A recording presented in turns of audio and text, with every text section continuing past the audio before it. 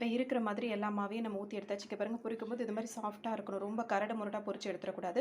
இப்படி நம்ம அமுத்துறோம் அப்படின்னா அந்த மாதிரி சாஃப்ட்னஸ் இருக்கணும். அந்த மாதிரி பொரிச்சு எடுத்ததுக்கப்புறம் இதை நல்லா ஆற வச்சிடலாம். இதுதான் ஒரு பேனில் வந்துட்டு பார்த்தோம் அப்படின்னா வந்துட்டு ஒரு சட்டியில் தண்ணி எடுத்துக்கலாம். இதில் வந்துட்டு நீங்கள் எவ்வளோ மாவு அரை கப்பு மாவு எடுக்கிறீங்கன்னா அரை கப் அளவுக்கு ஜீனி எடுத்துக்கணும். அப்போ தான் நல்லா டேஸ்ட்டாக இருக்கும். இல்லாட்டி கொஞ்சம் கம்மியாக இருந்தாலும் நல்லா இருக்காதுல்ல. ஸோ அந்த அளவுக்கு நான் வந்து தண்ணி எடுத்துட்டு ஜீனி அதை போட்டு நல்லா கரைச்சிட்டு இப்போ அடுப்பில் வச்சு நல்லா கரைய வைக்கணும். அதோட இப்போ நம்ம மிக்ஸி ஜாரில் போட்டு இது மாதிரி அரைச்சி எடுத்துகிட்டு வந்துடலாம். இப்போ நம்ம பார்த்தோம் அப்படின்னா வந்துட்டு இங்கே பாருங்கள் இந்த மாதிரி இருக்கும். நல்லா சாஃப்டாக இருக்கும் பார்க்குறதுக்கே.